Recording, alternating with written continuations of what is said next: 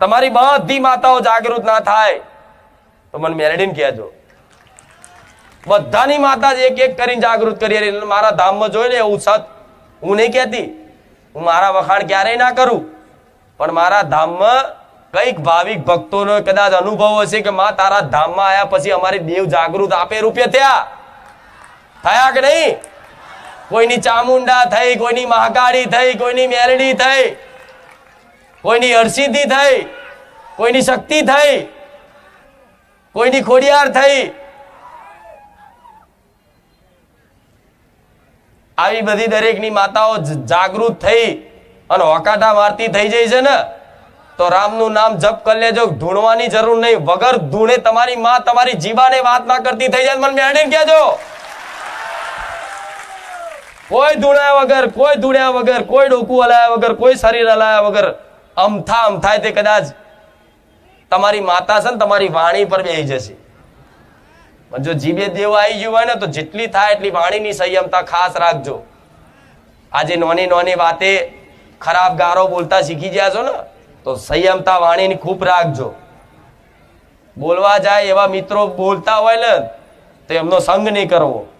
જે ખરાબ આદતો રાખતા હોય, જે ખોટા વ્યસનો કરતા હોય, જેમના ચરિત્ર ખરાબ હોય એમની જોડે બહુ બેઠક ઉઠક રાખવી નહીં તો સંગ એવો થાય. મારો સંગ કરશો તો મારો રંગ ચડશે, પણ ઘડીક મારો સંગ કરી અને પછી બહાર દુનિયાદારીનો કદાચ સંગ કરવા જશો ને તો મારા રંગનો તો પ્રભાવ તો રહેવાનો, પણ જે સમયે કદાચ તમને એનું ફળ, એનો અનુભૂતિ થવાની હોય ને એકદમ જલ્દી થશે. વિશ્વાસ છે ને મારા બોલ ઉપર? તો બસ આ કરી રાખો. કશું જ કરવાની જરૂર નહીં, કશું જ ચોય હેરતા જવાની જરૂર નહીં, કશું જ નહીં. ખાલી રામ રામ રામ રામ રામ. મેં શું કીધું? દિવસમાં 1000 વખત ચાલુ કરો, 1000 થી ચાલુ કરો. બીજે દાડો 1100, 1200, 1500, 1800, 2000, 2100 એમ કરતા કરતા કરતા 10,000 આંકડો પહોંચી ગયો ને અને 6 મહિના લગાતાર ચાલુ રાખો. જો કદાચ તમારા જીવનમાં નવા નવા ચમત્કાર થતા ના થઈ જાય મને મેલેડીને કહેજો. અને આ વાતનો અનુભવ મારે લેવાનો છે. ફરી આ વાતનો અનુભવ મારે થોડાક સમય પછી આ અનુભવ લેવાનો છે. એટલે આ વાતનો વિશ્વાસ રાખી અને આ નામ જપ કરો. અને જાહેરમાં કોઈ પોતાની ગુપ્ત સાધના બતાવે કે ભાઈ શું જાદુ છે અંદર કોને દુનિયા ચેક કરે છે. હારું આ ચોથી આ શીખીને લાયેલો છે કે આટલું જબરું કામ થાય છે, આટલું જબરું બોલે છે. કે છે ને આવું દુનિયા અમુક ગોવા તો એવાય છે કે એમના માતાનું પૂછે ખુખાર મેડી શું ધૂણસ કે લે અરે શું ભાઈ ભૂત ધૂણું છું? હે? ભૂત હોય તો ભૂત જેવી વાતો કરે, દેવ હોય તો દેવ જેવી વાત કરે. પણ મારા શબ્દોથી ક્યાંય આગું પાછું તમને એવું લાગે છે કે કોઈ માડીના દીકરાએ કોઈ એવી તંત્ર મંત્ર સાધના કરી હોય, મંત્રોથી ઉત્પન્ન કરી હોય? હા, એક જ મંત્ર, રામ નામ. આ લાવી દો તમારા જીવનમાં અને ઉતાર લો, અમલ કરી લો. માતા કહીશ મારે બોલવાની જરૂર નહીં પડે. વગર બોલે તમારા જીવનમાં અલૌકિક ચમત્કારો ના થાય. અલૌકિક એટલે જે તમે જ સમજી શકો, દુનિયા સમજી શકે. દુનિયા તો ખાલી દોરા ફાડીને જોયા રાખશે કે હા શું છે અત્યારે મારા ધામમાં જોવો છે ને એવું તો શું ખવડાવે છે? બધા બસ ઘેટા બકરા જેમ કે દોડ દોડ જ કરે કે છે ને આવું માથું ગંજોરા ખરું, બેઠક નહીં લેતા, કશું નહીં કરતા. તો જમનું આટલું બધું થાય છે. લોકો તો લખવું પડે બેઠક લેવામાં આવશે. હું તો જાહેરમાં કહું છું કઈ કોઈ નંબર જોવામાં, ગાણા જોવામાં આવતા તો જેવા મેરા ઉભરાય છે. કેમ? અહીં જે હૃદયમાં છે ને એ જ વાણીમ છે. જે વાણીમ છે એ જ હૃદયમાં છે. છલ કપટ કોને કહેવાય? પાખંડ કોને કહેવાય? કપટ કોને કહેવાય? જે કદાચ મનમાં કંઈક બીજું ચાલે છે અને વાણીમાં કંઈક જુદું બોલે છે એને કપટ કહેવાય. પણ મારા દીકરા તો હૃદયમાં જે છે, મનમાં જે છે ને એ જ વાણીમાં છે.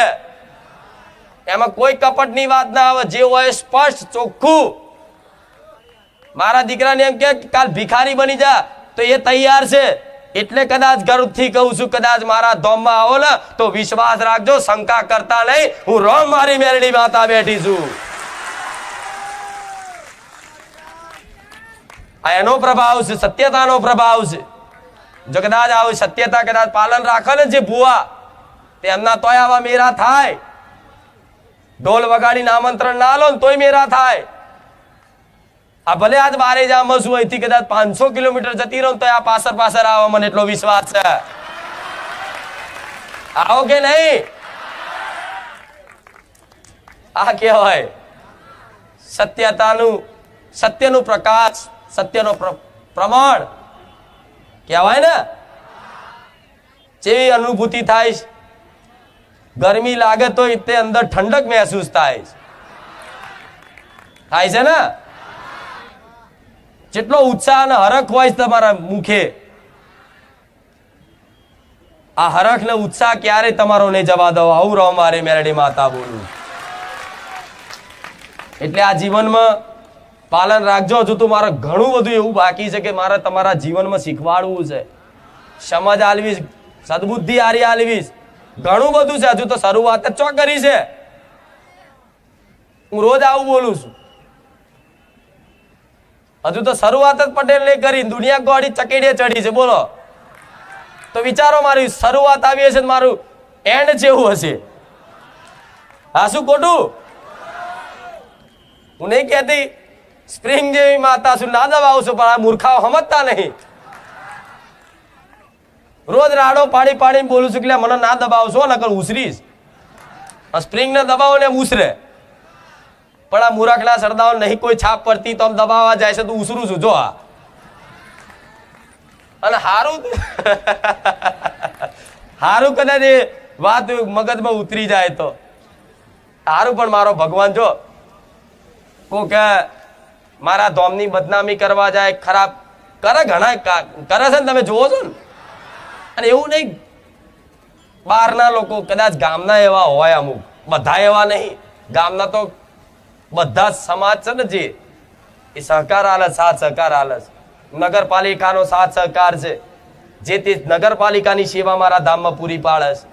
લાઇટ બાઇટની વ્યવસ્થા બધું જો સહકાર ઘણોય છે. પણ અમુક હોય એવા 5% તે કદાચ એમને ના ગમતું હોય, કોકનું કદાચ ભુવાપણું બંધ થતું હોય, નહીં વધારે ચાલતું હોય તો કોકને નાય ગમે. પણ તમારે કોકનું જો કોક ખરાબ કદાચ વાત કરે ને તો તમારે હોંભરવાની જ નહીં, કાન બંધ કે મારે જાણવું જ નહીં, ભાઈ તું તારું કામ કર, ચાલ. આ શું ખોટું? તો તમારો વિશ્વાસ ટકી રહેશે. ન કે તમારે મારા વચ્ચે તો બે પ્રેમી હોય એને તો પાડવા માટે, એને જુદા પાડવા માટે દુનિયા તૂટી પડે ને. જે બે સાચા પ્રેમી હોય એવું જોયું છે તમે?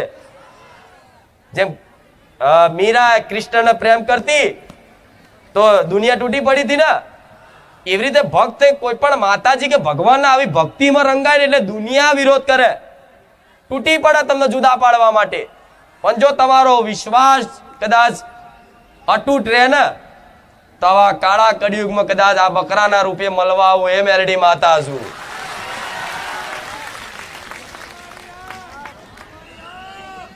કદાચ ભજન વાપરે મેરું તો ડગે ભલે, પણ જેના મનડા ડગે નહીં. પાંડબાઈ નું ભજન વાપર્યું છે ને, મેરુ પર્વત ભલે ડગી જતો પણ જેનું મન ના ડગે ને એની વાત છે. એટલે આ મન 24 કલાક માતાજીના સ્મરણમાં રાખવા માટે અત્યારે શરૂઆત છે. અભ્યાસ કરવો. પરાણે મન મોકળું છે, કૂદકો મારે ને તો મારા નોમની એને ગરમ છે ને દોરી બાંધ દેવાની મનને.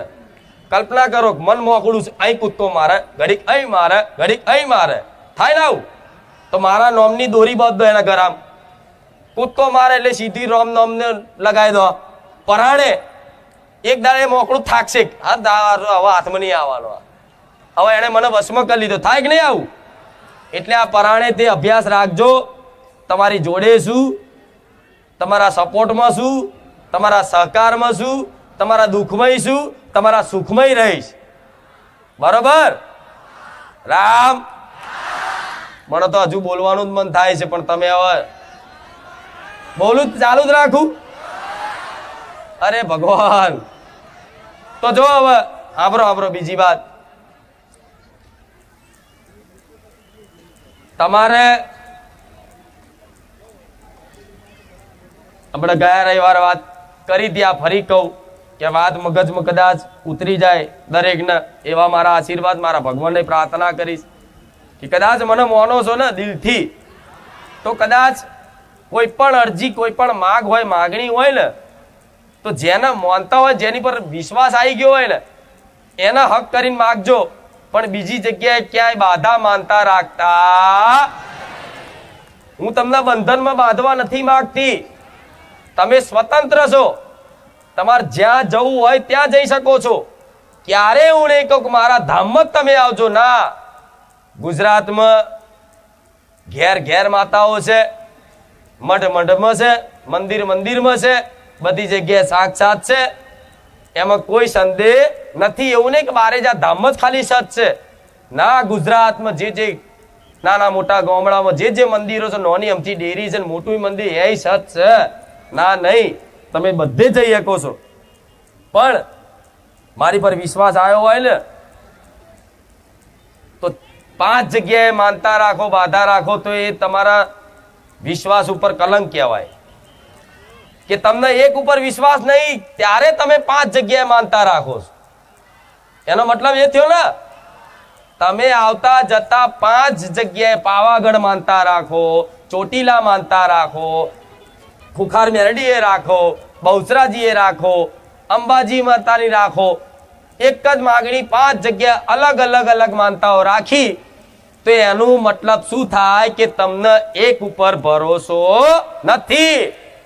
તમને જો મહાકાળી પ્રત્યે ભરોસો આવતો હોય પાવાગઢ, તો બસ એ માનતા રાખો, અને એ જો લગીન પૂરી ના થાય ને, તો લગીન તમારો ભરોસો તોડશા. સમજે ને મેં શું કીધું?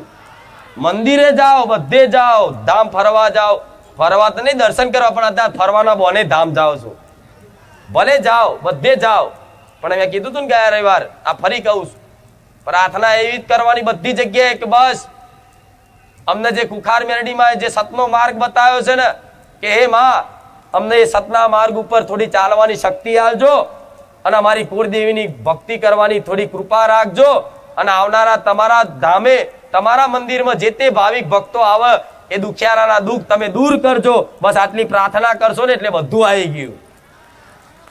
બરોબર ને?